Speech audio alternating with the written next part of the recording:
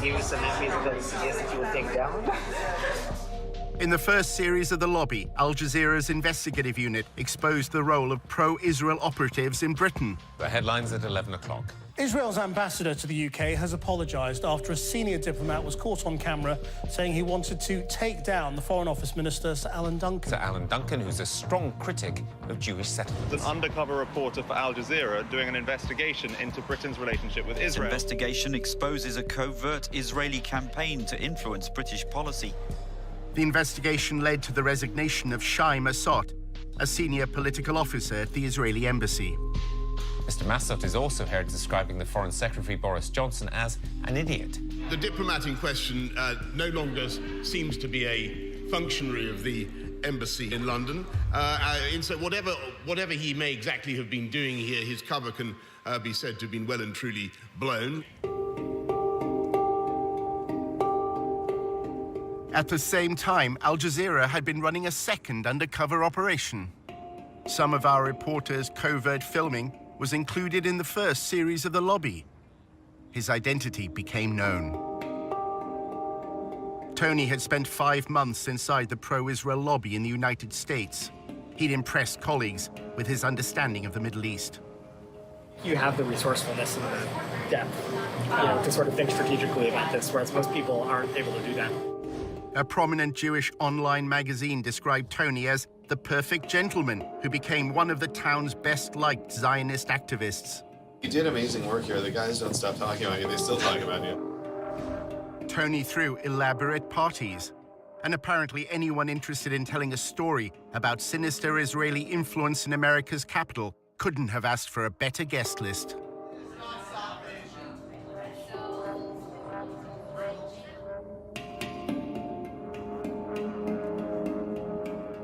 In a new edition of The Lobby, we investigate the role of pro-Israel advocacy groups in this country in the first of a 4-part series, how the lobby is being drawn into Israel's covert campaign to spy on American citizens.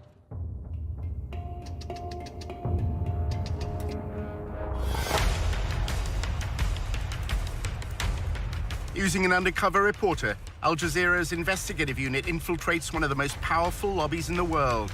Getting $38 billion in security aid to Israel matters, which is what AIPAC just did. We examine how the lobby, led by AIPAC, the American Israel Public Affairs Committee, has secured unwavering support in Congress.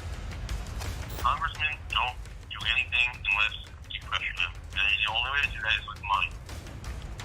What the lobby is all about is to make sure that Israel gets special treatment from the United States forever. But after occupying Palestinian lands for half a century, the pro-Israel lobby is facing a new challenge. We called for a full boycott of Israel, divesting from it, and eventually imposing sanctions on it to achieve UN-stipulated rights of the Palestinian people. A movement to boycott, divest, and impose sanctions on Israel, BDS, was formed on American campuses. Seems to be achieving its goals, threatens future American support for Israel.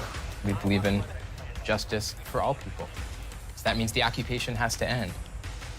Israel's Ministry of Strategic Affairs responded with a covert operation to defeat BDS. אתה צריך לעשות את זה עם הרבה מאוד עמימות. זה לא גוף צבאי היררכי שאם הרגנו את X, אז כל הגוף מתחתיו לא פועל. So the Israeli government leverages Jewish organizations in the diaspora. Absolutely. It's a psychological campaign involving spying and smears. You discredit the messenger as a way of discrediting the message. Just stay on message. And what is that message? BDS is a hate movement. While our reporter monitored pro-Israel groups, he was asked to go undercover for the lobby. You're going into enemy territory. It's not for everybody.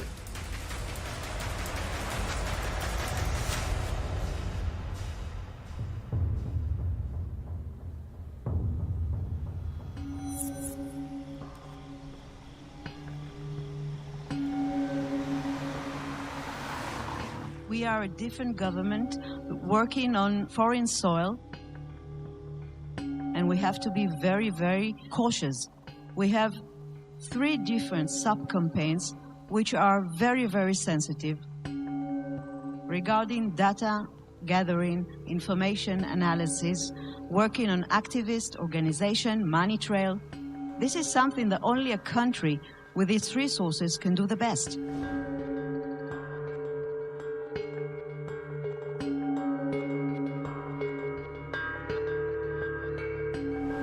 If we want to win, we have to change our ways.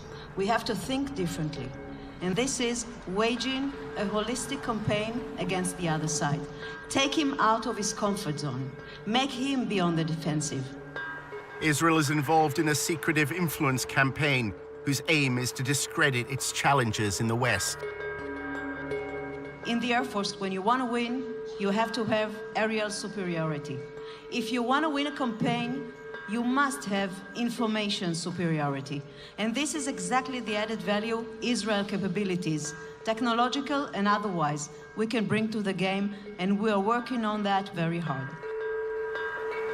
In the United States, the lobby is working with Israel to spy on American citizens. We're giving them data. For example, one day, Sima's deputy sending me a photo, just a photo in WhatsApp. It's written, boycott Israel on a billboard.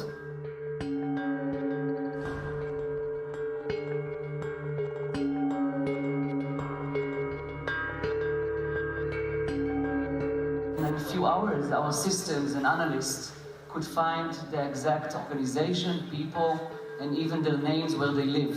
We gave it back to the ministry. I have no idea what they did with this. But in fact, 3 days later, there were no billboards. We use all sorts of technology. We use corporate level, enterprise grade social media intelligence software. Almost all of this happens on social media. So we have custom algorithms and formulae that acquire the stuff immediately.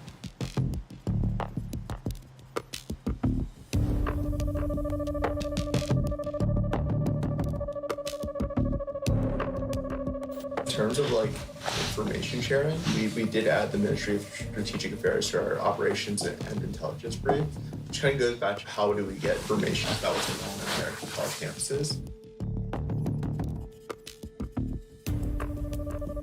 Generally within about 30 seconds or less of one of these things popping up on campus, whether it's a Facebook event, whether it's the right kind of mention on Twitter, the system picks it up, it goes into a queue and alerts our researchers, and they evaluate it, they tag it, and if it rises to a certain level, we issue early warning alerts to our partners.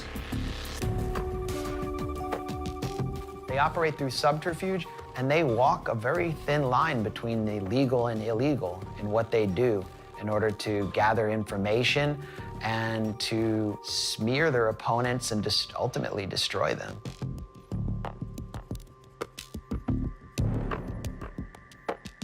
In order to understand how the pro-Israel lobby operates, you have to literally be a fly on the wall. If you can't obtain information publicly, you should try to get into the room through other means. Our undercover reporter, Tony, is British and Jewish and had recently graduated from the University of Oxford.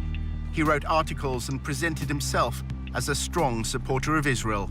In Washington, he attended a course on the Israel-Palestine conflict. I'm from the UK, and I'm just taking a course at Georgetown here over the summer. He networked in the social circles of the pro-Israel lobby. Hi, I'm Rona. I'm Tony. Nice to meet you. Good to see you. I'm good. Good to see you. Hey. After building his profile, Tony was accepted on a training course in pro-Israel advocacy. Welcome to Fuel for Truth DC's second boot camp. Congratulations, everyone, to being accepted. What we're going to do right now is just kind of like introduce ourselves. I'm Daniel. After undergrad, I served in the IDF and the paratroopers for 2 years and worked at AIPAC for a year. One session criticized the UN agency that provides aid for Palestinians. Children are taught in UNRWA Palestinian schools to hate Jews. Another lecture dealt with the international media. Confronting media bias. During the last war, a lot of times videos are circulating of bombed areas or victims, and a lot of it's from Syria, from Iraq 10 years ago, all this stuff. In role-play workshops, they were instructed how to respond to criticism of Israel. Can I have a volunteer? Apartheid walls cutting off Palestine. Boycott Israel. Divest from Israel. Sanction companies that do business with Israel. It's kind of odd to call it a wall, given that like 90% of it is a fence. This is a photo. I see a wall. Why can't Israel do more to help, Tony? Our undercover reporter played the role of pro-Israel advocate.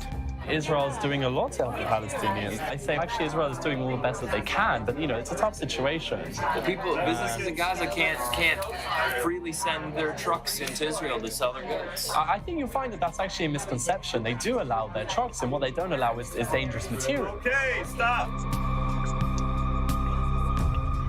After the course, Tony was accepted as a volunteer at a pro-Israel communications group called the Israel Project. It's Tony Kleinfeld. Kleinfeld. Like Seinfeld, but with a K on. The Israel Project, known as TIP, describes itself on its promotional videos as a strategic communications group. At TIP, we believe we've found the answer. Israel's enemies have left the battlefield of the Middle East and are now fighting on the battlefield of public opinion. What you have with regard to the United States and Israel is a special relationship that is unprecedented in recorded history. Not simply that the United States gives Israel a tremendous amount of economic aid and diplomatic protection, it gives that aid and protection no matter what, right? It's not conditional. And the Israel Project will go to enormous lengths to achieve that end.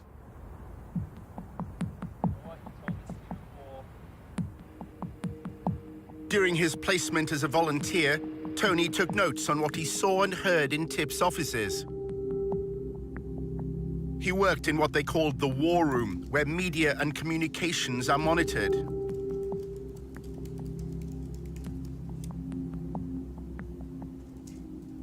Staff described having contacts at numerous media organizations.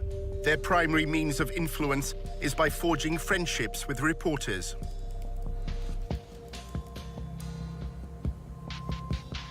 One employee claimed that during talks on the nuclear deal with Iran, TIP applied pressure on the Associated Press news agency to change a headline.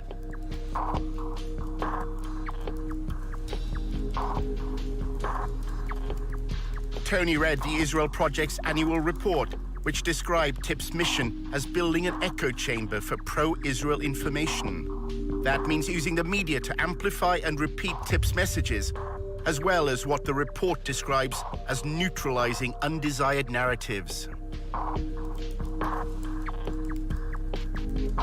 Tony saw one document which claimed that the echo chamber was within their grasp. Weeks before he started, Tony discussed with a senior manager how TIP deals with the media. Things that you do loudly. A lot of them are things you do behind the scenes.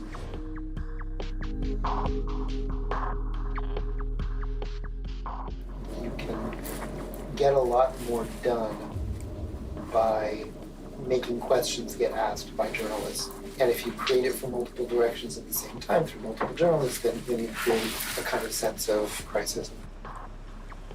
We develop relationships, a lot about to get them to trust us.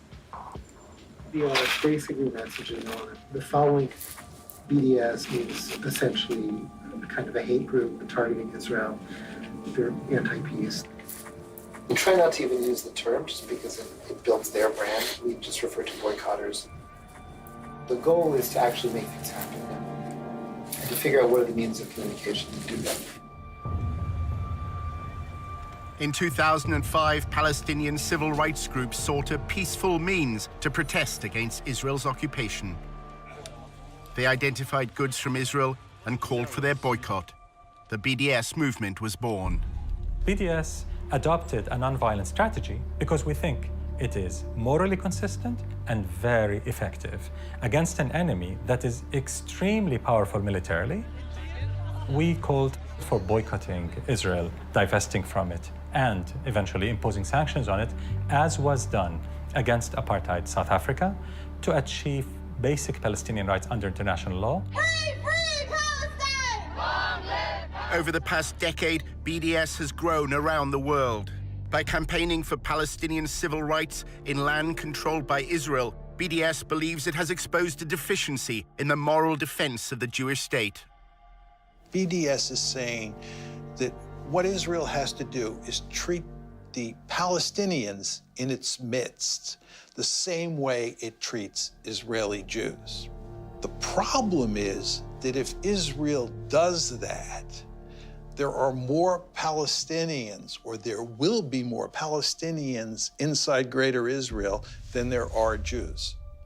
And that means that if you had a system where everybody was treated equally and there was one person and one vote, that you would no longer have a Jewish state. The secretive Ministry of Strategic Affairs, based in the Prime Minister's office in Jerusalem, was given a mission: establish a covert campaign to defeat the BDS movement. אנחנו אחראים על המאבק בתופעה, ובמסגרת זו יש לנו 4 רגליים: התראה, הרתעה, התקפה והסברה. אז אני אגיד לך שכשאם אתה רוצה לנצח בניהול מערכה, אתה צריך לעשות את זה עם הרבה מאוד עמימות.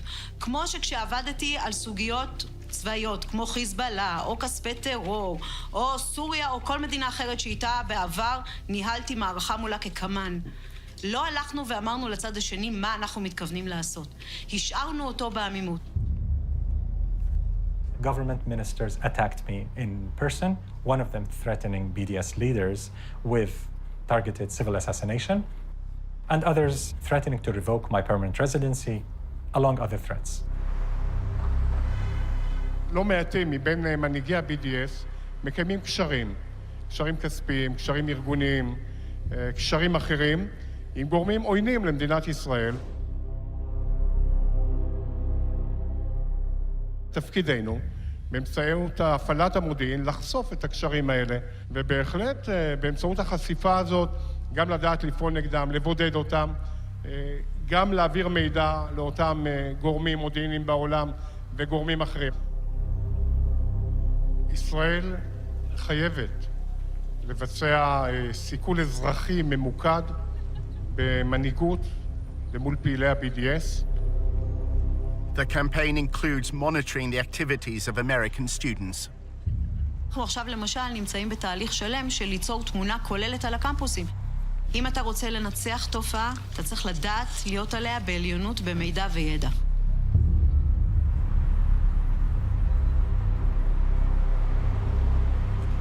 Our investigation into the role of the Israeli state at US campuses led Tony to an employee at the embassy in Washington.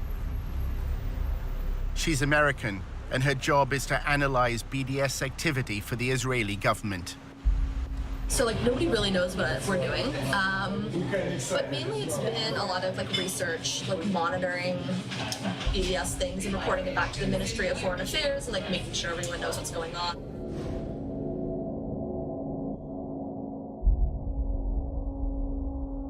They need a lot of research done and stuff like that. When they talk about it in Knesset, usually I've contributed to what the background information is. I'm not going to campuses. It's more about connecting organizations and I guess campuses and providing resources and strategy if students need it. Is the Israeli embassy trying to leverage faculty? Yeah. We're working with several faculty advocacy groups that kind of train faculty, so we're helping them a little bit with funding, connections, bringing them to speak, having them speak to diplomats and people in the MFA that need this information. So I kind of want to be that resource to show students we appreciate what you're doing, we see what you're doing. Here's some information if you need anything at all. We can connect to you, just kind of be that person there for you. Julia was president of the pro-Israel group at Davis, which is part of the University of California.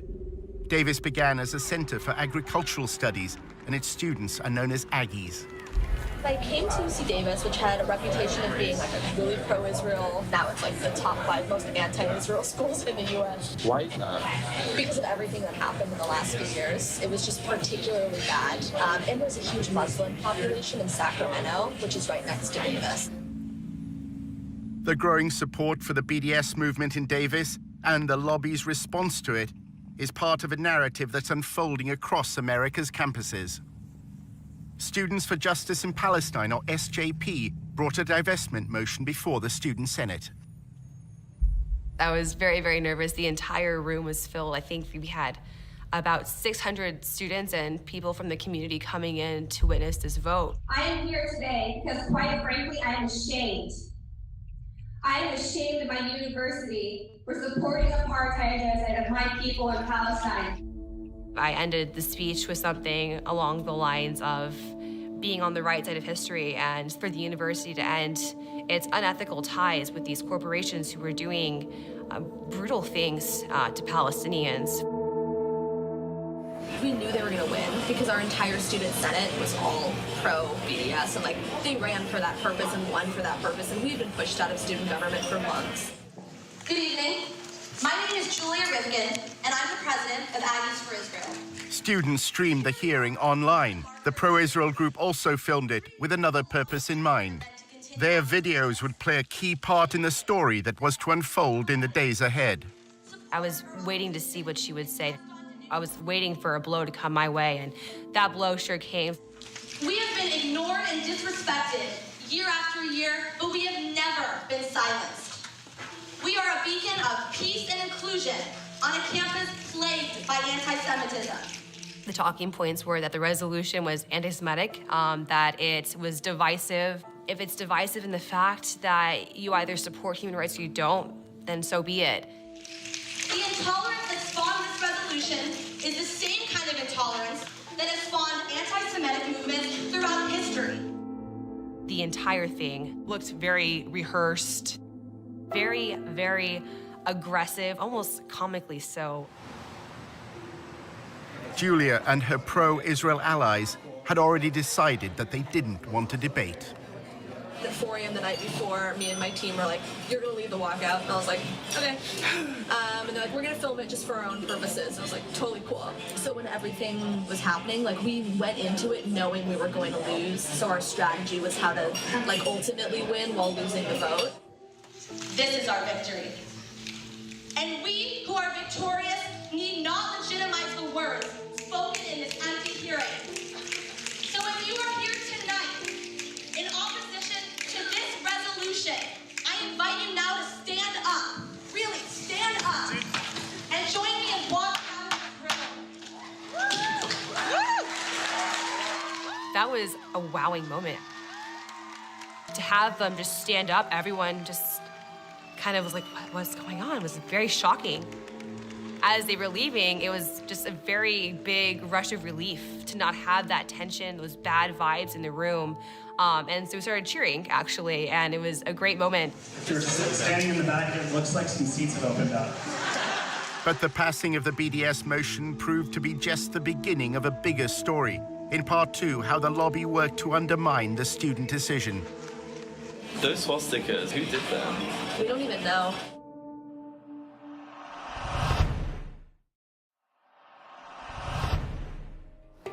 Hi. Hello. Nice to meet you. Nice to meet you too. Our undercover reporter was meeting an employee of the Israeli embassy in Washington. She had led a pro-Israel group while at university in California. So if you are here tonight in opposition to this resolution, Students at Davis were about to vote in favor of a divestment motion. During the debate, the pro-Israel group staged a walkout. They uploaded videos to publicize their protest. Our thought was to control the narratives by having this speech. Like we wanted it to cause attention. We wanted everyone to see us walking out to show that like this doesn't represent us. We're shit about this. So that's how we kind of formulated it.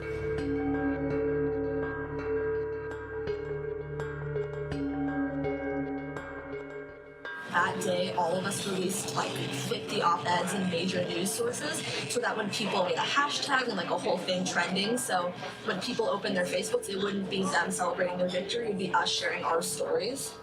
Once it blew up, then random people, like the Huffington Post contacted me and was like, do you have anything to say? And I was like, conveniently, I wrote an op-ed 2 weeks ago just in case.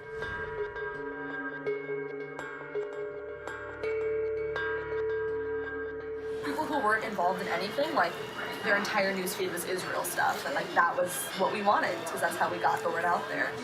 How do you delegitimize the other side? Delegitimizing them. Kind of through that lens of taking over and like making them sound crazy at their game. The student senator who's Muslim made a Facebook status saying like Israel will fall, like Sharia law is taking over Davis, like we want Hamas, like that kind of status. So that happened. We had been called terrorists and told that we were Hamas sympathizers, that we want to bring Sharia law to campus and things like that. Hi everyone, my name is Azka Fayaz. I'm a second-year political science major. Azka Fayaz was a committed BDS activist and claims that pro-Israel students repeatedly tried to link her to political violence. They just came up to me and said, "You're a terrorist. Are you a terrorist? You're gonna bring, terrorism to the student government," and things of that nature. And vote smart. I know her. It was ironic. She was directly making a joke of that. When I saw it, though, given the climate at the time, I did grow concerned. People who were involved, they were like, "Hey, there's actually a lot of negative postings on social media. They're sharing your picture and the cover photo with your caption. It's turning really ugly." That caption was reposted and retweeted over and over and over again. I knew that something big was sort of going to happen. Pro-Israel students were taunted by pro-Hamas students after an anti-Israel vote passed on campus. Listen and watch.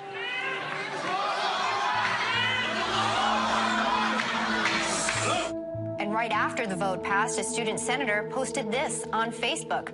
Hamas and Sharia law have taken over UC Davis, BRB crying over the resilience. I don't have the capacity to bring Sharia law to the University of California, Davis. I don't think any of us really do have the capacity. They wanted to try to make me look as evil and violent as possible. How can we use their words out of context in such a way that their victory doesn't seem so victorious anymore? Conveniently, like the divestment video just happened to do that. Like when we all started shouting Allahu Akbar as we were leaving, like that was really nice for us in a way because like we caught them just, doing what they're doing. And then it like went viral on YouTube. Anger and tension running high at the University of California Davis campus. What you just saw played out late last week as the Student Government Association voted on a resolution to boycott the Jewish state of Israel. They kept showing it over and over again. And then they just said that the Muslim students forced the pro-Israel students to leave the room. Reports say when the Israel supporters tried to object to this vote, the pro-Palestinian students you just saw tried to shout them down with cries of Allahu Akbar. I invite you now to stand up. Really, stand up. And join me in walking out of the room. Of course, we know that they left willingly, and they stated that they were going to walk out of the room. It's incredible to hear Allahu Akbar shouted in the middle of this university. And what does that represent, Megan? The subjugation of women, the torture of homosexuals, the torture of Christians, the crucifixion of Christians. That's what it has come to represent, and that's what they're shouting. The pro-BDS activists at UC Davis then faced another crisis. 2 days after a resolution passed, unfortunately, someone defamed the Jewish frat house and had painted swastikas all over it. Outrageous, just not acceptable behavior at all. What was upsetting to us, however, was they had the media there right away. Disturbing discovery for a UC Davis student. Jewish students found swastikas painted on their fraternity house in Davis. These swastikas were discovered that morning, and around 10 a.m., my best guess, and I believe the news media were there by 11. Pro-Israel students say they feared recent events would lead to this. This week has been sort of a bad week to be Jewish on campus. After years of heated meetings, a student body passed a resolution Thursday urging UC Davis to end any affiliation with companies that support Israel. So this is not out of the blue. We're pretty sure this is directly related. Who were they finger pointing at but us? Us who were still on this high of finally getting this resolution passed, still in high spirits, just crushed us. Roseanne Barr tweeted, all the Jews should leave Davis and the rest of the school should be nuked. It was a crazy time.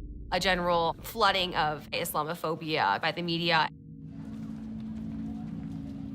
And I was dealing with like news outlets and media, and it was like the day after there was some swastikas on campus, and it was like it all blew up and became a full-time job. Those swastikas, like who did them?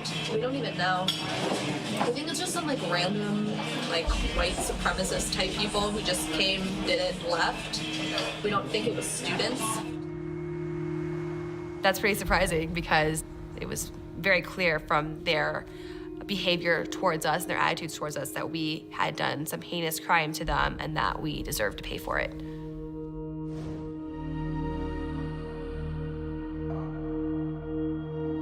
Students who were part of the divestment movement painted swastikas on the fraternity. That's what she was hinting at. That's what she was trying to imply. Why would we act against our interests and do that at a moment when we were, I guess, victorious? The fact that it was just so quickly tossed onto us as those who had done this, it was damaging. It was hugely damaging. That was kind of our strategy. A lot of it was media-based, which is like kind of my interest in media. And I would say that's like 99% of what it means to be successful. That happened. Then there was another swastika. It was just like every day something new was happening, and I had to... It was weird because they won. Yeah. So you'd think if they would win, why would they do that? Exactly. Yeah, it's interesting. So, well, that was kind of our whole strategy, is we knew they were going to win. Were you in touch with the embassy, or were you in touch with like any groups? Pretty much all of the groups. Not the embassy, I guess our consulate. As well as the Israeli consulate in San Francisco, Julia's anti-BDS campaign had the guidance of several pro-Israel lobby groups. Stand With Us helped us a little bit in terms of actual research on the speech. They gave us some like legal research type stuff. I'm always biased and want to work with AIPAC, so they kind of helped for like moral support. And David Project helped us a little bit. It was more help like gaining contacts in like the media world. I guess we needed money to pay for somebody to film the speech. Like we had a Davis Faculty for Israel group, and like they were hugely helpful to us. They would, you know, because some of them were retired lawyers, so they'd write legal documents for us. They knew the administration, they were tenured, they had pull. Despite the passing of the BDS motion, the governors of the university known as regents are under no obligation to abide by the students' vote. As for that resolution to boycott Israel, well, UC Regents issued a statement saying they will not even entertain the idea. After looking back on everything, I feel a little creepy because of what happened after the vote. People that were affiliated with the group just were smeared and had to deal with these very personal crises of the world calling us terrorists and the world thinking that we were this spiteful hate group.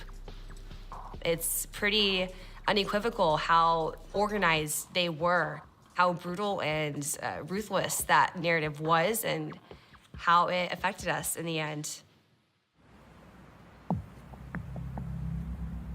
Back in Washington, our undercover reporter was attending the annual conference of the Israeli-American Council.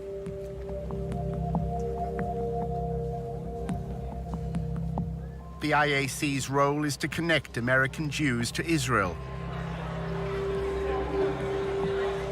This year, combating BDS was top of the agenda. I think we need to worry.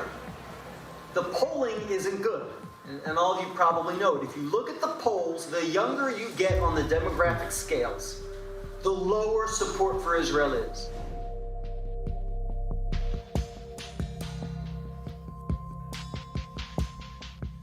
It seems to be achieving its goals, and I think it threatens future American support for Israel. Younger people are leaving college less sympathetic to Israel than when they entered. The lobby hope that a new partnership with Israel's Ministry of Strategic Affairs will become a game changer in the fight against BDS. For years, we are trying to defeat the BDS and the delegitimization movement. We are all on the defensive, and I think we should move to the offensive.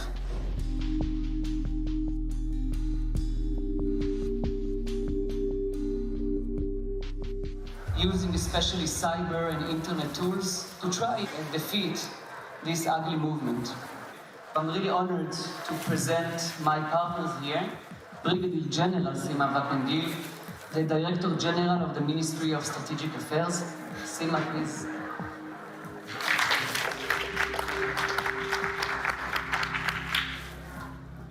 The fact that the Israeli government decided to be a key player means a lot, because we can bring themes that usually are not existing in NGOs or civilian entities that are now enrolled in this theme.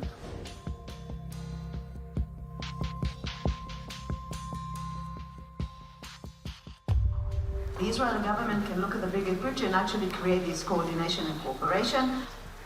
We are the only player inside the pro-Israeli network who can actually say that he's filling the gaps. The Israeli official described to members of the lobby the first phase of the covert war. Ambiguity is part of our guidelines. That's why I'm not going to say anything too much about each one of the legs. The first one is intel, intelligence, or data, or information. What we've done is mapped and analyzed the whole phenomena globally, not just the United States, not just campuses, but campuses and intersectionality and labor unions and churches. We started to establish a project called Israel Cyber Shield. This project is actually a civil intelligence unit that collects, analyzes, and acts upon the activists in the BDS movement, if it's people, organizations, or events. And we give everything we collect. We are using the most sophisticated data system, intelligence system in the Israeli market. Let's take the defense activity that we're doing and make it into proactivity and offensivity. Israel has used cyber sabotage. We suffered from intense denial of service attacks, hacking attacks on our websites. Israel decided to go on cyber warfare against BDS publicly. They said, we shall spy on BDS individuals and networks, especially in the West.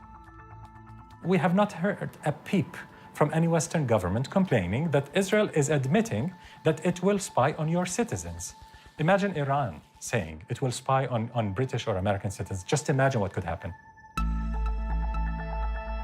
The Ministry of Strategic Affairs brings together this group called the Global Coalition for Israel. And it's like leading pro-Israel advocacy groups around the world.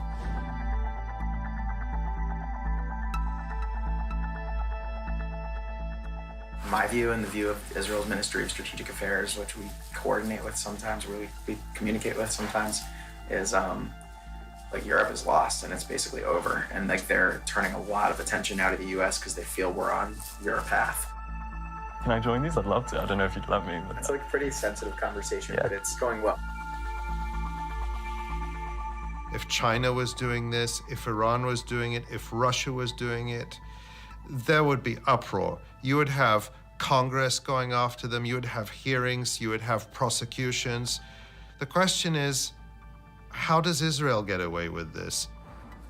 It's modeled on General Stanley McChrystal's counterinsurgency strategy in Iraq. We've copied a lot from that strategy that has been working really well for us, actually. And one of the pieces is this operations and intelligence brief. We're using social media intelligence, a tool called Radian 6. We're phasing that out over the next year, and we're bringing on more sophisticated technology that was developed in Israel. An American should not be spied on by a foreign government that is able to access all this information and possibly undermine their ability to exercise their democratic rights in this country. So we're not dealing with amateurs. This is not an amateur work. We're dealing with a government that have a ministry at a ministerial level engaged in the systematic targeting of activists outside of its sovereign borders. The only way it's going to stop is if somebody in the government points out this is illegal and we're not going to tolerate it. And if we do tolerate it, other countries are going to do it as well. There's a company called Census, S-E-N-S-U-S. It's like very pricey though, We had to raise like hundreds of thousands of dollars just for it. It's gonna increase our discovery rate. We're discovering just about everything we need. It's also going to bring new sources online that we weren't able to access in an automated fashion, like message boards. And we have ways to crawl message boards right now and to monitor them, but it's like disconnected from the event and activity discovery mechanism, so that we want that system to be all integrated. So we just signed the contract yesterday for them to start that work. They actually already started it. Good friends in Israel that are helping us with that. You would think that since the United States has this special relationship with Israel and gives it so much largesse and protects it diplomatically at every turn and gives this assistance unconditionally, that the Israelis would do less spying here than other countries do. But on the contrary, what we see is that the Israelis are probably at the top of the list when it comes to foreign countries spying inside the United States. Our investigation into Israel's covert war against BDS led Tony back to Julia Rifkind.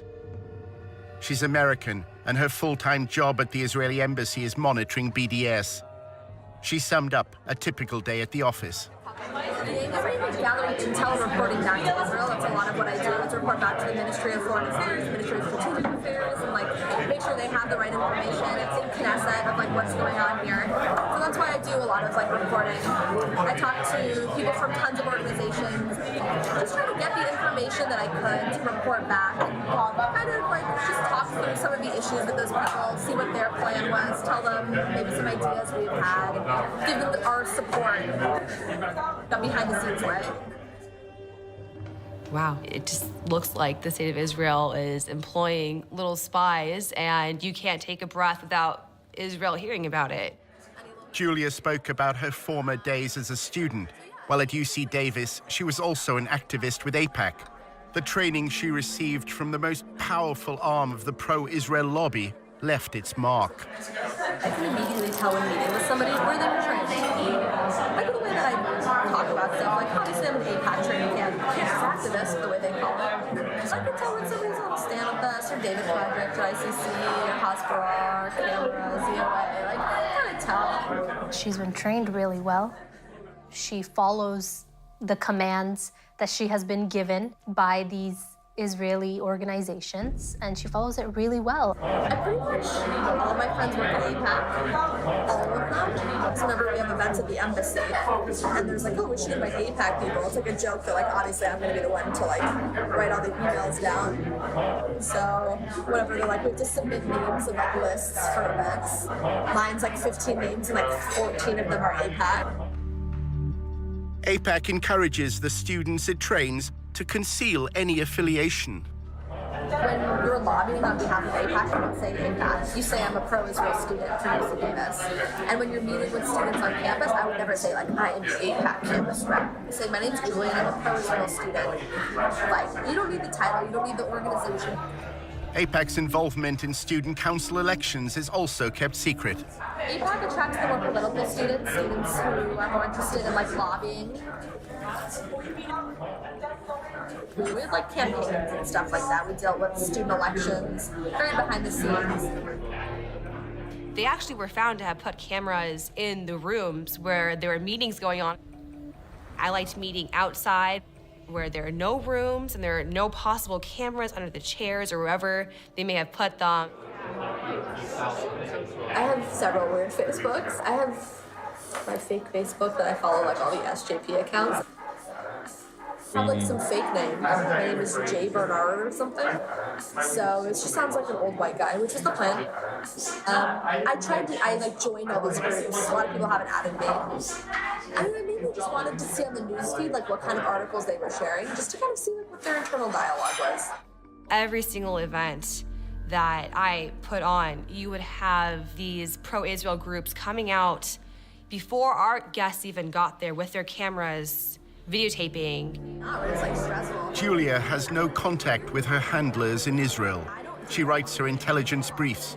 and awaits their instructions. I write a report that I give to my boss, who translates it. It's really weird. We don't talk to them on the phone or email or whatever. There's a special server that's really secure that I don't have access to because I'm an American.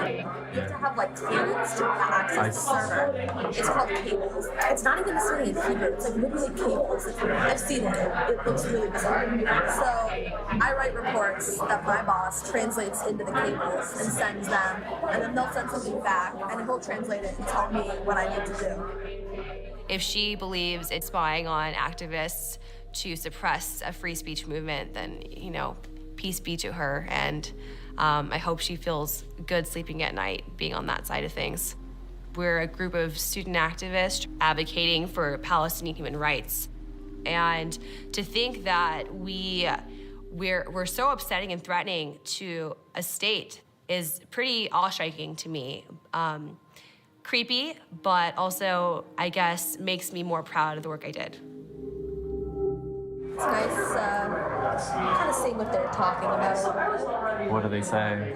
They don't talk about our side at all, which is disappointing, so it'd be nice to do the drama, but it's mainly them sharing their videos, their AJ Plus videos on Al Jazeera. What do you think about Al Jazeera? It sucks because they have a lot of interesting liberal videos, which I'm wow, that's amazing to hear about that human rights issue, and hear about that sexism situation, or whatever. And they'll show why Israel is an apartheid state. And you're not anymore. So that's what's annoying, is that it gets tied to all those causes. It's hard to be liberal.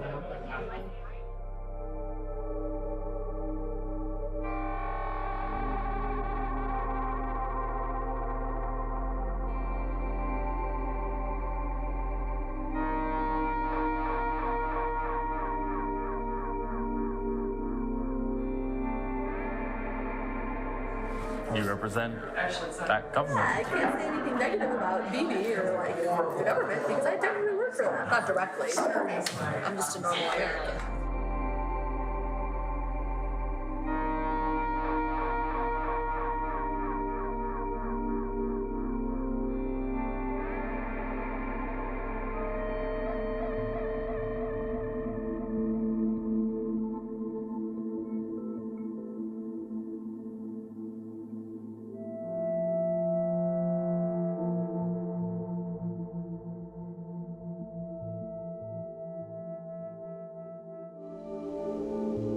In episode 2, Tony discovers how the lobby raises funds for congressmen. Basically, they hand him an envelope with 20 credit card numbers. For all the legal reasons, it's just people pool their money. Handing over $250,000. That buys a lawmaker. And how a row over anti-Semitism swept through the University of Tennessee. You have to show that they're racist hate groups and to consistently portray them that way.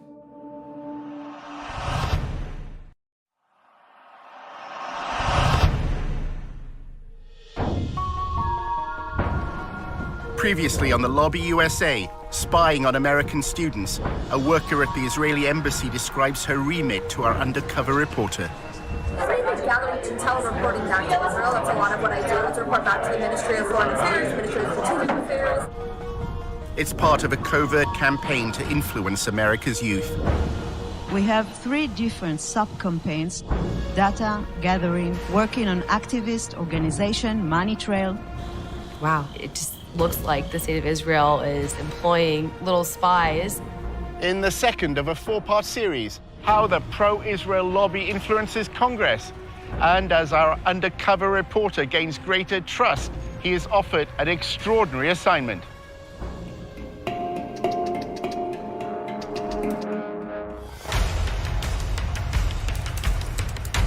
Using an undercover reporter, Al Jazeera's investigative unit infiltrates one of the most powerful lobbies in the world.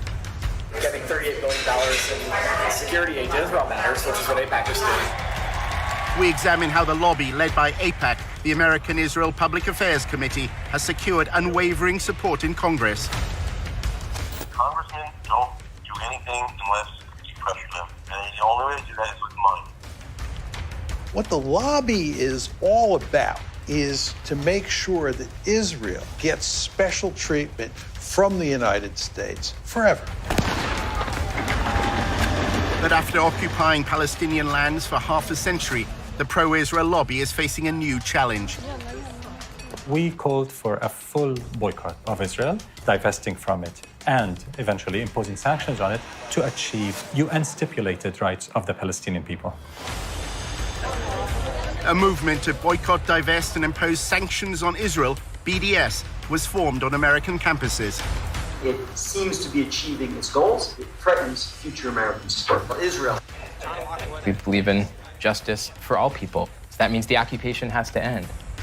Israel's Ministry of Strategic Affairs responded with a covert operation to defeat BDS. אתה צריך לעשות את זה עם הרבה מאוד עמימות. זה לא גוף צבאי היררכי שאם הרגנו את X, אז כל הגוף מתחתיו לא פועל. So the Israeli government leverages Jewish organizations in the diaspora. Absolutely. It's a psychological campaign involving spying and smears. You discredit the messenger as a way of discrediting the message. Just stay on message. And what is that message? BDS is a hate movement. While our reporter monitored pro-Israel groups, he was asked to go undercover for the lobby. You're going into enemy territory. It's not for everybody.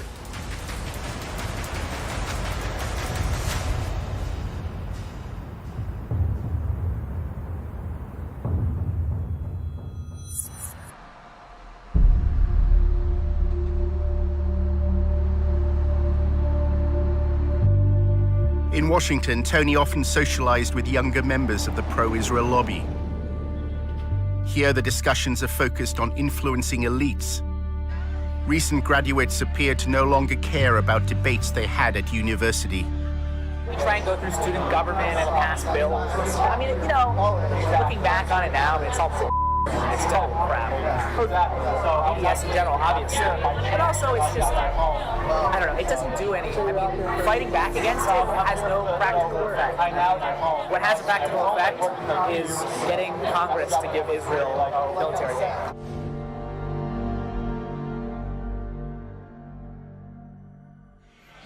At the end of the day, it doesn't matter what happens at the University of X. What matters is what happens here. What matters is what happens in the capitals of the state, the capitals of other countries. The pro-Israel lobby is keen to co-opt elites beyond America.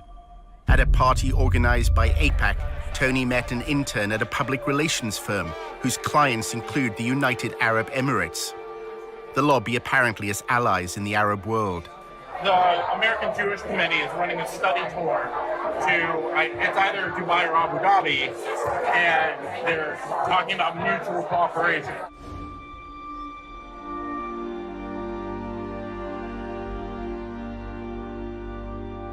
What are the ties like between the UAE and Israel? They're getting so much better. Nobody knows. The governments have to coordinate on security. It's all under the table. They're on trade, security, tech, medicine. There's a lot of cooperation. Basically, where I see it standing right now is the GCC has all this under the table cooperation with Israel, and it's getting to the point where it's getting to the surface.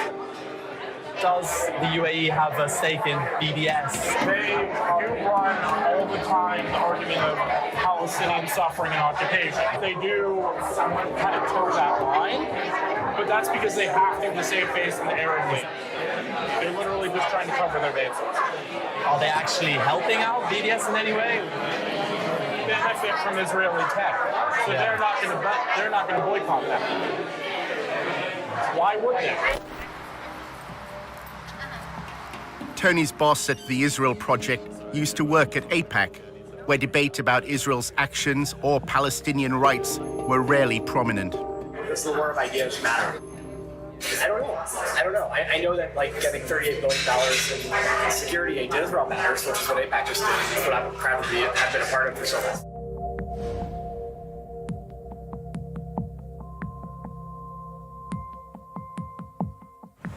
My job was basically to convince students that participating in the war of ideas on campus is actually a distraction.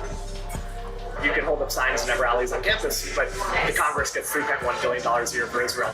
Everything AIPAC does is focused on influencing Congress. Congress is where you have leverage, so you can't influence the President of the United States directly, but the Congress can. AIPAC is very interested in making sure that every representative and every senator toes the line on Israel. And it is highly effective in that regard.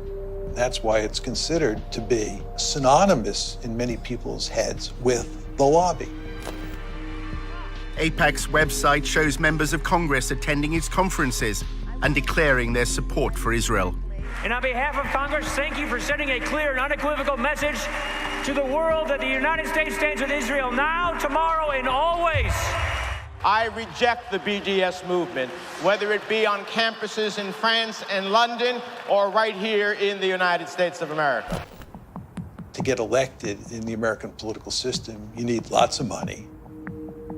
What AIPAC does is it makes sure that money is funneled your way if you're seen as pro-Israel, and it'll go to significant lengths to make sure that you stay in office if you continue to be staunchly pro-Israel.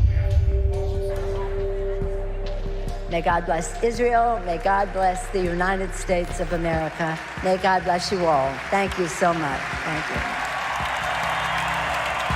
you. They have questionnaires.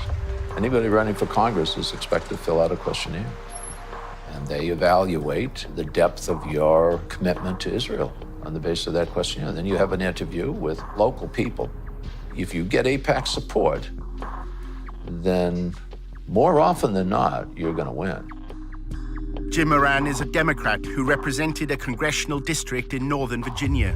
You realize it's not just the money, it's the number of concerned activists. They'll send out postcards, they'll make phone calls, they'll organize. I mean, that's the democratic process. They understand the democratic process. We made sure that there were people in every single congressional district. And then you'd call them up and say, I'm calling from AIPAC in Washington. I did these calls. We hear that you're good friends with Congressman so-and-so. Oh my God, yes. We've been friends since elementary school. Well, what does he think about Israel? I never talked to him about Israel. Well, can I come down and talk to you and help you figure out a way to talk to him about Israel? No, just tell me. What should I say? I don't have to, I'll just tell him. Our undercover reporter wanted to learn more about how funding is secured for congressmen. Speaking of the devil. David Oakes, a prominent pro-Israel advocate, invited Tony to a fundraising event. Oakes later called him to discuss the details. Is it just a social event? No, hold on. I'm going to email you a list of the people that this group supports. This is the biggest ad hoc political group and definitely the wealthiest in D.C. Hold on. Mark Kirk, the senator from Illinois. Ted Deutsch from Florida. Barbara Comstock, she's the congressman from Virginia. Richard Byrd from North Carolina. Kelly Ayotte, she's fantastic. She's in the Arms Committee. They'll walk in the room and they'll say everything here is off the record. And then they'll say, here's a little bit about me, and then people will ask very specific questions. The fundraiser was being held in a wealthy suburb of Washington. The AIPAC group, it makes a difference. It really, really does. It's the best bang for your buck, and the networking is phenomenal. Congressmen and senators don't do anything unless you pressure them. They kick the can down the road unless you pressure them. And the only way to do that is with money. Right now, our current contribution limit from any person to a candidate is $2,700. Now, that's a lot of money, you know, and that can certainly buy some gratitude with the lawmaker. But if you really want to add punch to that type of buying of favors, what you do is you get 50 or 100 people together at an event like this, all chipping in $2,700, and then you bundle it all together and hand over the total amount to the lawmaker. At that point, we're talking anywhere up to $250,000. So suddenly you've got a group of people with the same demand they want from the lawmaker, handing over $250,000. That buys a lawmaker. The fundraiser was for Anthony Brown, who ran for Congress in November 2016. This is direct spending. Brown's going to use that 30 grand to do ad campaigns. So they strategically pick the ones who are in the close reaches that they want to build relationships with.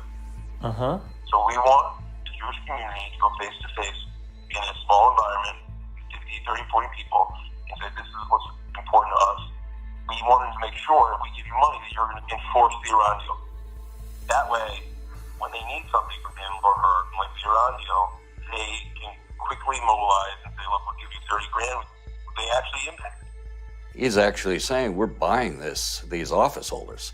And that's the point. We're chipping in all this money so we can hand over $100,000 or $200,000 to the office holders so we can buy them. You're not supposed to advertise. There's all these advertising laws. I was surprised they had an invite. I've never seen an actual invite before. Oakes described a similar event he attended in New York, which included donors from Wall Street. In New York, with Jeff Talbot, we don't ask a goddamn thing about the Palestinians. You know why? Because it's a tiny issue, that's why. It's a small, insignificant issue. The big issue is Iran. We want everything focused on Iran.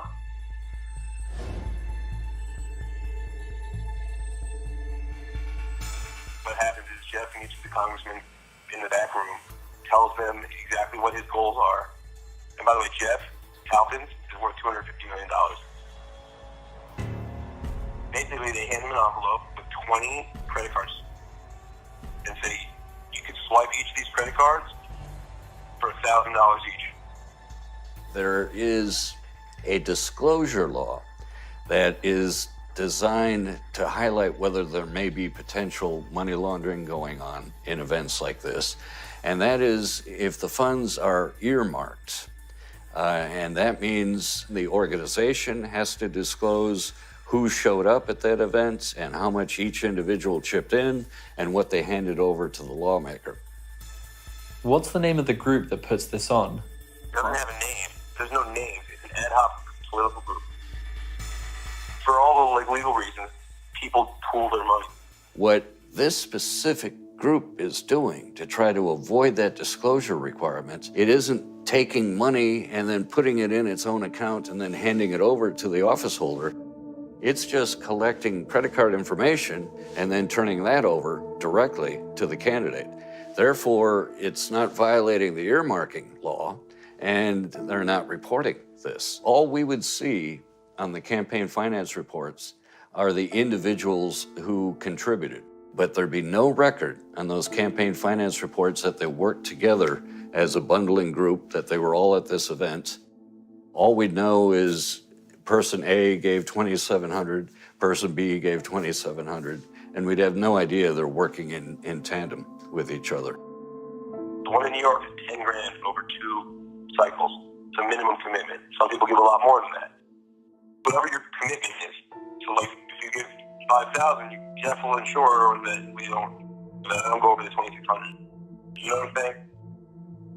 If one is at a meeting where person A wants to give 5,000, another person has only $100 to give, and that person gave $2,500 to the other person at that meeting as a gift, and they both therefore gave a total of 5,000, 5,100, would that be illegal?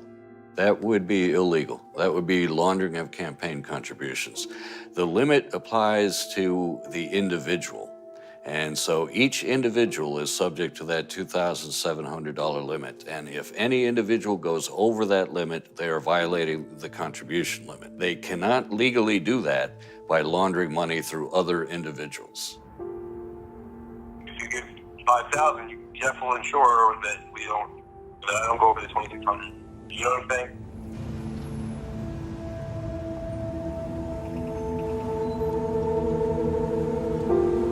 During a cab journey across Washington, Tony's boss at the Israel Project, Eric, spoke about his former job as a fundraiser for Jeb Bush. I was one of the first employees of the Bush campaign. The first time Trump came up in a conversation was we were going to solicit him for Jen. And we're like, why isn't he writing a check? We would joke, like, this is the donor who went nuts. Eric shares his concerns about Jeb Bush's campaign. I hope the Justice Department doesn't make an example out of Bush, because we were operating in a real gray zone. And we raised enough money, we figured, let them come at us, we'll defend ourselves. We thought he's going to be the Republican nominee, everyone did at that stage. A relatively small number of families supply hundreds of millions of dollars annually to lobby politicians. The 200 families whose giving constitutes 90% of all political giving are not giving because they want a government contract or because it's good for their business. They're doing it because they actually care. In my view, it's obscene how much money there is. One of the most effective uses of the lobby's funds occurs when Congress is on its break. Every year, they fly hundreds of members of Congress to Israel for these extended travel junkets that are really lavish. They're first-rate vacations. They'll rack up $20,000 or more for a vacation for a member of Congress. The member can bring along their spouse, and they have a great time.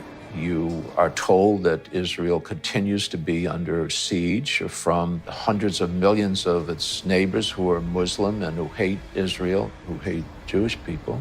You're told that Israel survives because of the United States and because of American politicians like you who support us.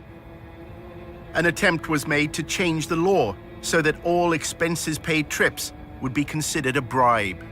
I drafted legislation to try to reform the whole profession of lobbying to get rid of free travel and gifts from lobbyists.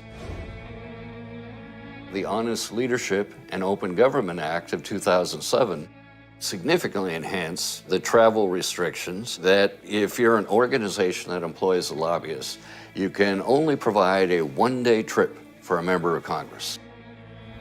Then AIPAC exerted its influence. There was a major loophole written into the travel restriction that was essentially engineered by AIPAC, and this loophole is widely known as the AIPAC loophole.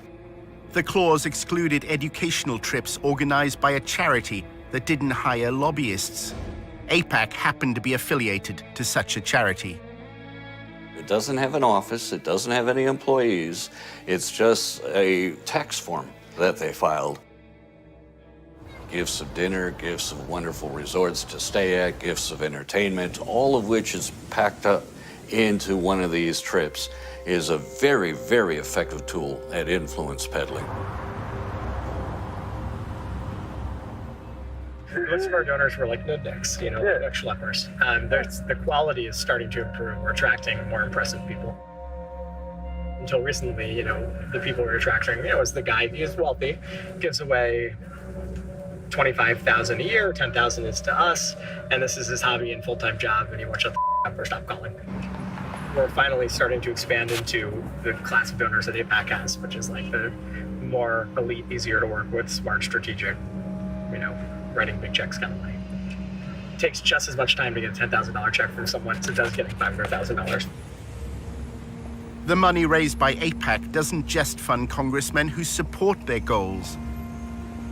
If you wander off the reservation and you become critical of Israel, you not only will not get money, AIPAC will go to great lengths to find somebody to run against you and support that person very generously. And the end result is you're likely to lose your seat in Congress.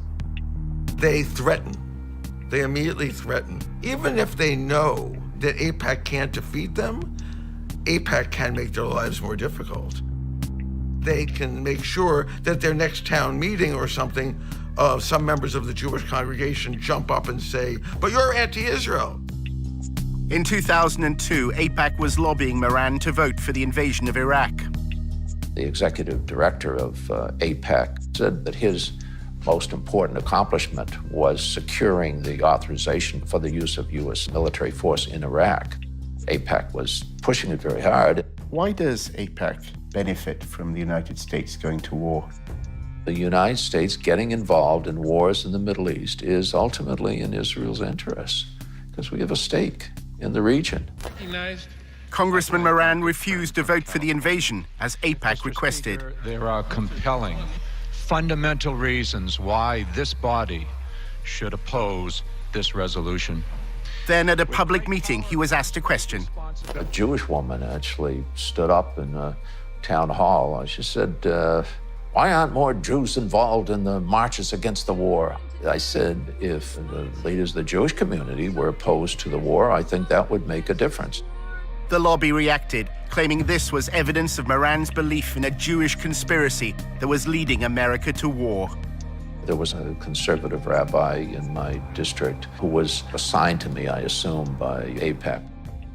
And he had warned me that if I voiced my views about the Israeli lobby, that my career would be over, and implied that it would be done through the Post. And sure enough, the Washington Post editorialized brutally. Everybody ganged up.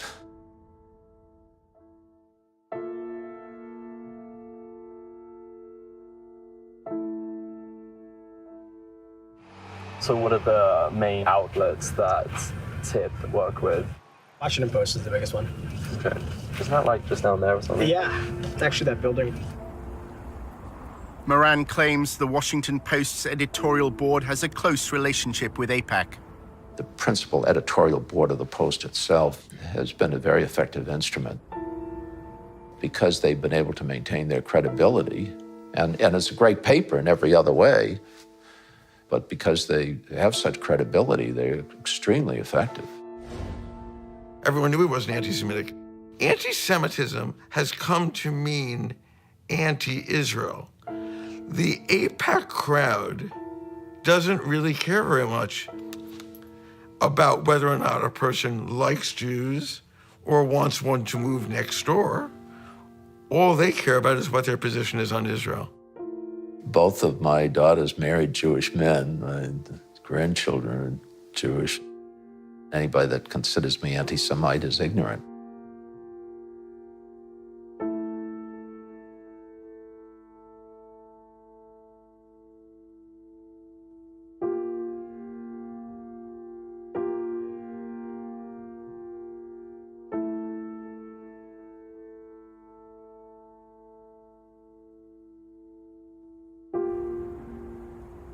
In part two, a battle over the definition of anti-Semitism on America's campuses. There are those who claim, oh yeah, we're trying to stop anti-Semitism, but what they're actually trying to do is stop advocacy for Palestinian human rights.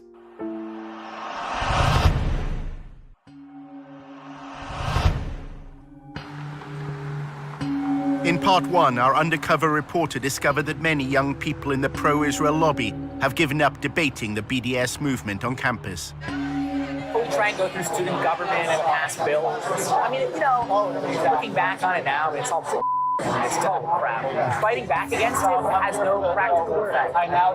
What has a practical effect is getting Congress to give Israel military aid. Tony was attending a party run by an advocacy group that he'd joined. A journalist then approached him with an extraordinary proposition. He wanted Tony to work undercover for the lobby at a meeting of BDS activists. For the Algeminer, we're trying to recruit someone to go undercover just to go there and just see what's going on. And I think the person would get paid for it too.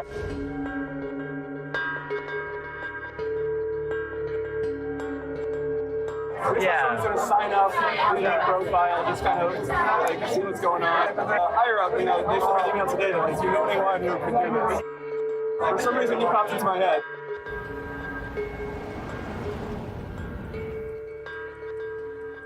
A few days later, a journalist from the Algeminer contacted Tony. It would be undercover and have to be kept pretty quiet.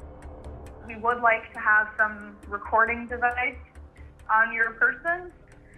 Any level of potential danger or, difficulty, violence or verbal assault, none of that concerns you or puts you off? No, because I think I'm pretty good at just being kind of zen in the face of verbal assaults.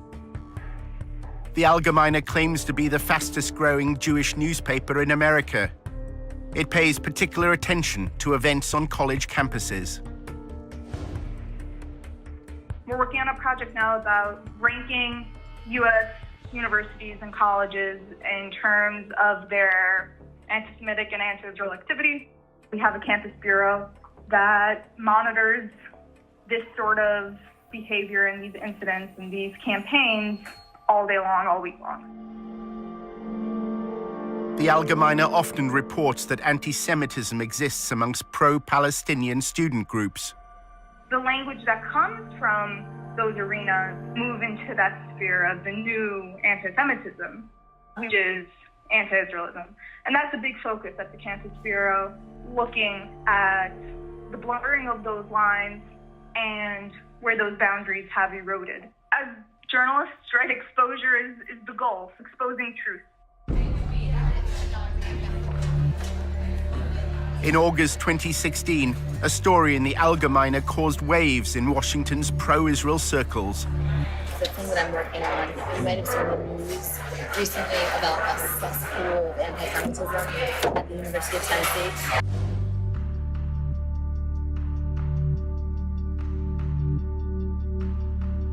So the expose was on these anti-Semitic tweets. They uncovered 14 current students, 5 recent graduates at the University of Tennessee that have tweeted all of these horribly anti-Semitic things. The evidence was released by an anonymous group within the pro-Israel lobby. They're called Canary Mission. Nobody really knows who they are. Yeah. They expose anti-Semitism, anti-Israelism, and anti-Americanism in the U.S., like on college campuses. They study it and then release these expose reports, but they're secretive. They don't reveal who they are. The University of Tennessee is based in Knoxville, a quiet city in the east of the state. Tennessee is conservative and religious. The Christian church has political influence here. 6 out of 10 voters opted for Donald Trump. At the university, students and professors, including opponents of BDS, were taken aback by the headlines. It said that there was rampant anti-Semitism at the University of Tennessee. This was quite a shock. It was very surreal and strange. I didn't see anything happening on the ground. It all seemed to be internet-based. There's this international headline with our names and this defamation of our characters. It was the last thing that we were expecting to happen. I was surprised that they were targeting the University of Tennessee. I mean, there's just not a whole lot going on in Knoxville. It just seems such a benign target. Several tweets were clear-cut examples of anti-Semitism. Some failed to distinguish between Jewish people and the State of Israel. Others made vile references to the horrors of the Holocaust.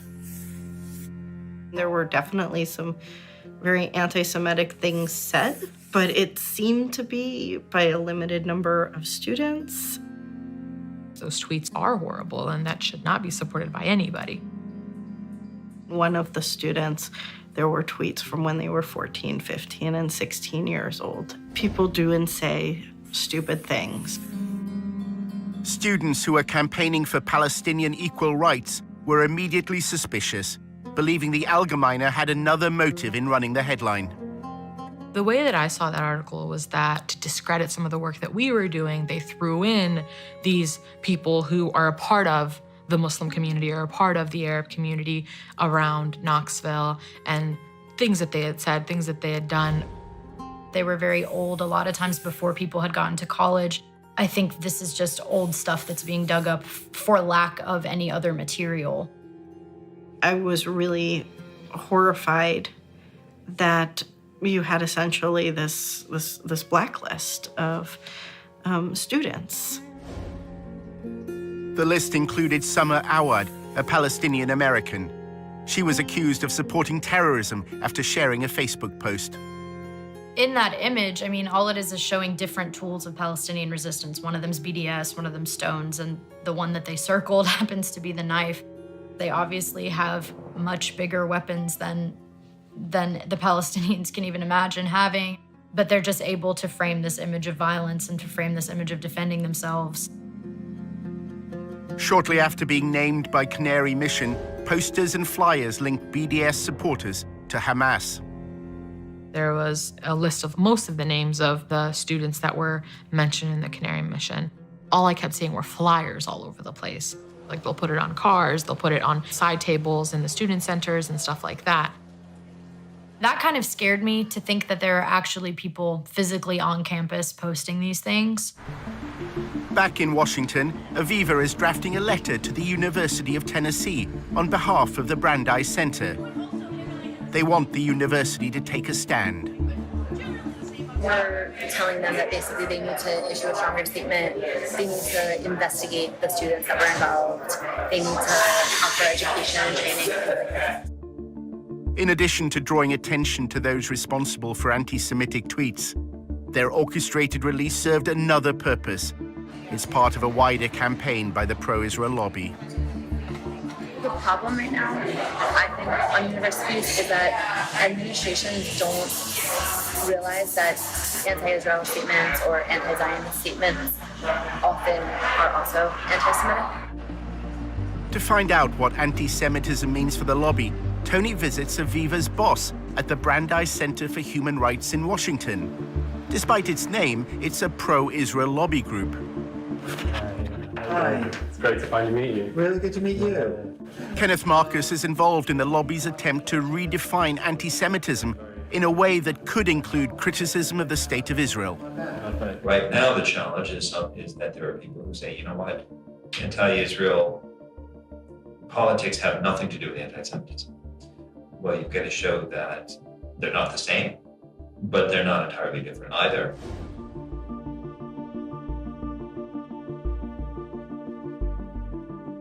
The goal is to have the federal government to establish a definition of anti-Semitism that is parallel to the State Department definition. The US State Department defines anti-Semitism using a three-point test known as the 3 Ds. It includes statements that demonize Israel, those that apply double standards, or those that delegitimize the state. There have been attempts by some to try to define anti-Semitism in such a way that conflates actual anti-Semitism with completely legitimate criticism of Israel or Israeli government policies. They are overly broad and vague to the point where any kind of criticism of Israel or of Israeli government policies can be labeled as anti-Semitic. One of the major tactics that the lobby uses to defend Israel, and it's done this for a long period of time, but it's using it more and more these days, is to identify people who criticize Israel as an anti-Semite. The letter that Aviva was sending called for the University of Tennessee, Knoxville to address a long-standing problem of anti-Semitism on campus. The Brandeis Center is urging American universities to adopt a definition of anti-Semitism that could include criticism of Israel. We are trying to get universities to adopt a uniform definition, whether it's the State Department's definition or a similar version of it, because then we think that the administrators would be able to understand anti-Semitism better and discipline students for hateful and discriminatory actions. The Brandeis Center also wanted the university to screen what they described as a path-breaking film called Unmasked Judeophobia. It was made by a member of staff at the university and featured Kenneth Marcus. It is now socially acceptable to say lots of different things that were not acceptable in the past. Anti-Israelism and anti-Semitism is one example.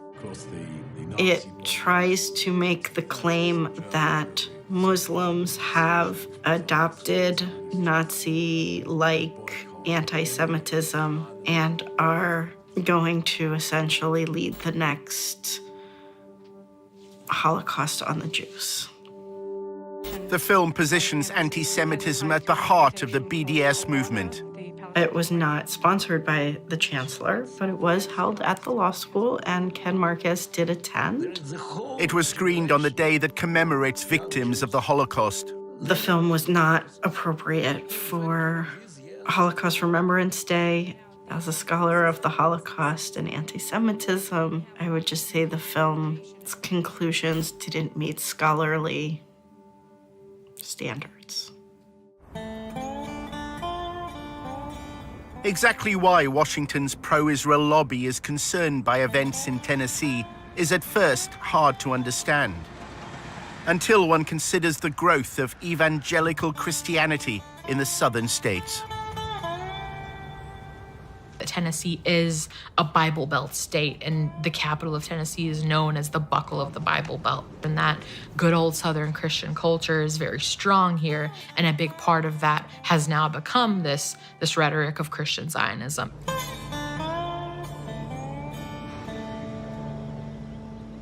Satan hates Israel and the Jews because Israel's restoration initiated the last days of Bible prophecy.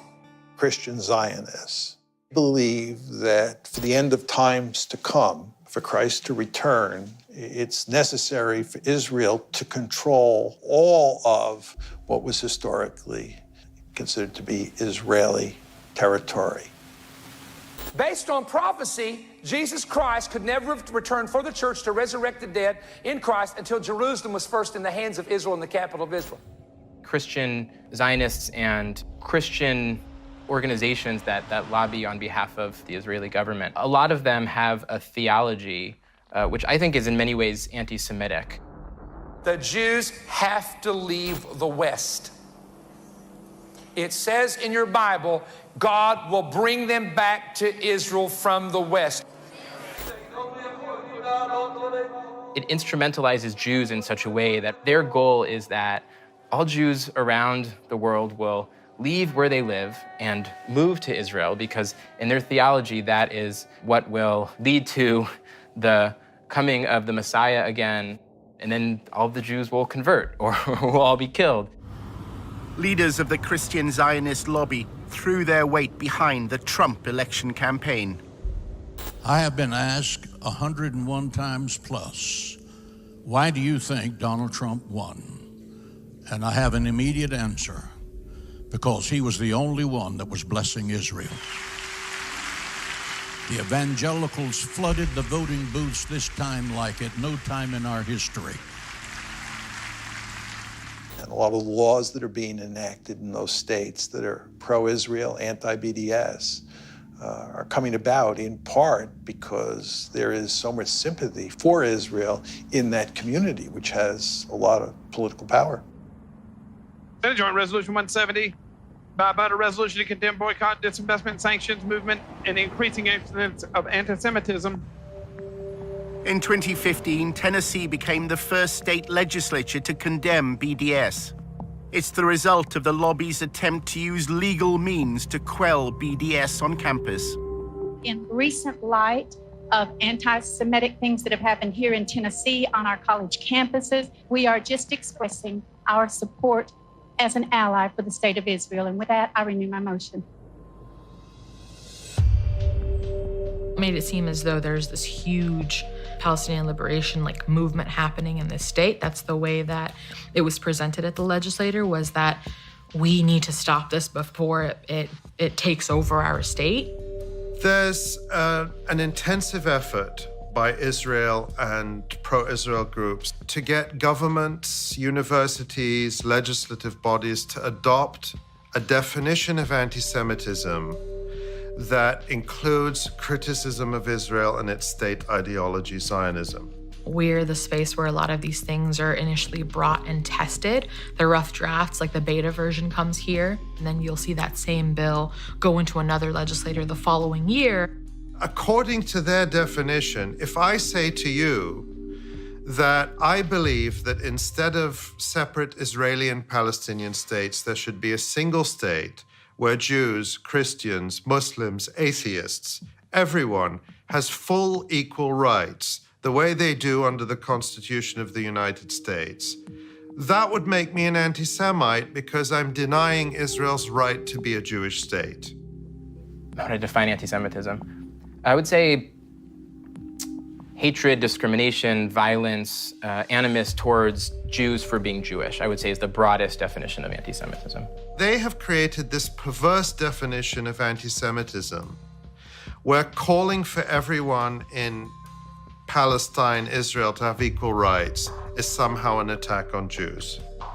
And they're trying to get this pushed into official definitions. And this has been a key goal of people like Kenneth Marcus and the Brandeis Center, so that they can then go after people who are advocating for equality and bring them up on charges that they're actually anti-Semitic bigots.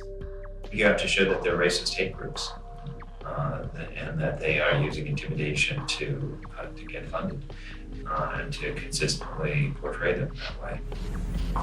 6 months after the Allgemeine ran its report, an anti-Semitism awareness bill was brought before Tennessee's State Assembly.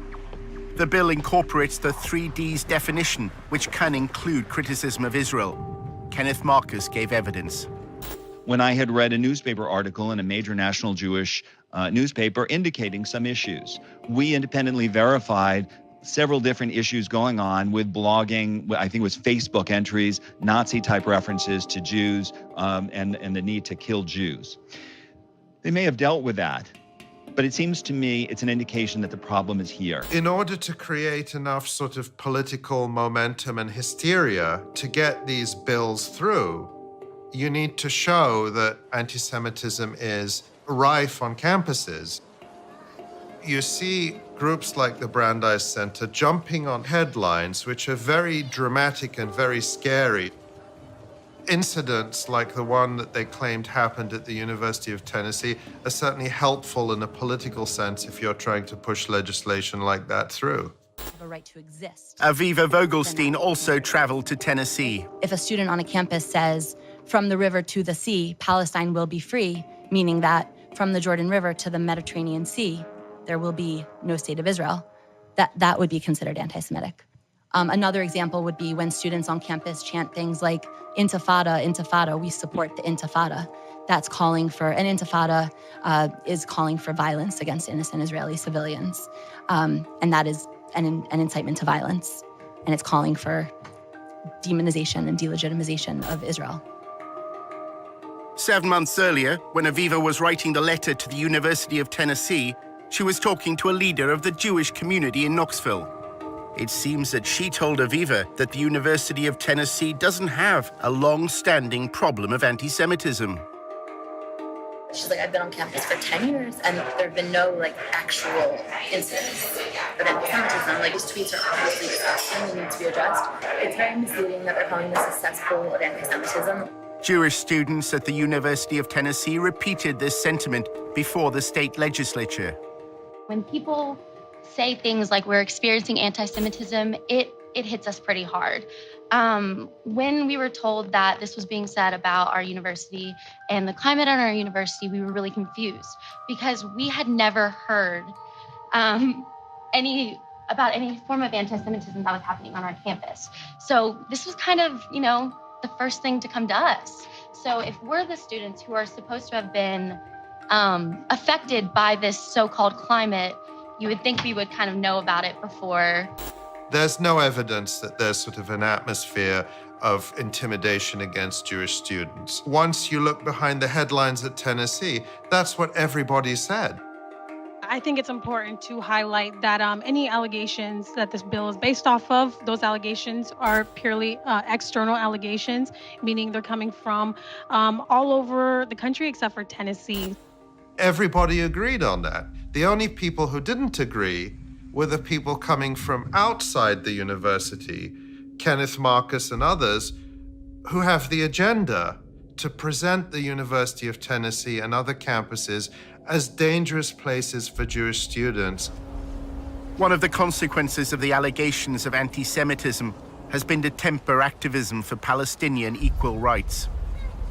You can look at this campus in the last 8 months and see that there has been little to no activism on that forefront. I would say last year this time, we had a new sort of adrenaline underneath us, and then this kind of completely killed our fire. And it was hard to gain that momentum once again. Remember that there's 2 steps in the lobby's game plan. The first is to put out a story that's very favorable to Israel. But the second step is to do everything possible to minimize the amount of debate there is about Israel and silence the other side as much as possible. After Aviva spoke to Jewish students in Tennessee, she also learned that their greatest concern is unrelated to pro-Palestinian activism. BDS is not a real movement on the campus.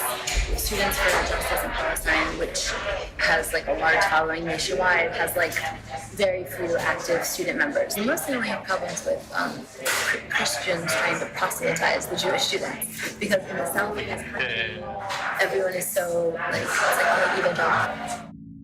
I find it incredibly troubling that at a time when we see a rise in real broad daylight anti-Semitism in the United States, there are those who claim, oh yeah, we're trying to stop anti-Semitism, but what they're actually trying to do is stop advocacy for Palestinian human rights. A short time later, the Allgemeine contacted Tony once more to discuss his proposed mission to work undercover at a BDS event. The editor explained what they wanted. One of the projects that we've been looking to do for quite a while is to try and infiltrate some of these groups, get undercover and discover what they're about from the inside. You explain the war, it's a hostile environment and there's some risk involved. The goal would really be to uncover any evidence of not just bias, but, real bigotry, the correlation between the BDS movement and hatred of Jews. Tony is given a list of persons of interest. They're all on the Canary Mission website. Go to canarymission.org. Have you heard of Canary Mission? A little bit. Could you tell me about it? People who hate it, the people who are being targeted by it, call it a blacklist. You have names here that show up on this database. Students and professors, faculty, speakers, organizations that have ties to terrorism, outright ties to terrorism, or terrorists who have called for the destruction of the Jewish state. Despite running Canary Mission's Tennessee expose, the Allgemeine staff say Canary's identity is still a mystery. It's an anonymous site. Nobody has any idea who's actually running this thing, and people have tried and looked into it. If you're on board in terms of concept, then I guess the next thing we just need to figure out is the money. Can we wait for a follow-up email from you? Does that make sense? Yeah, sure. I should get that to you within the next 24 hours.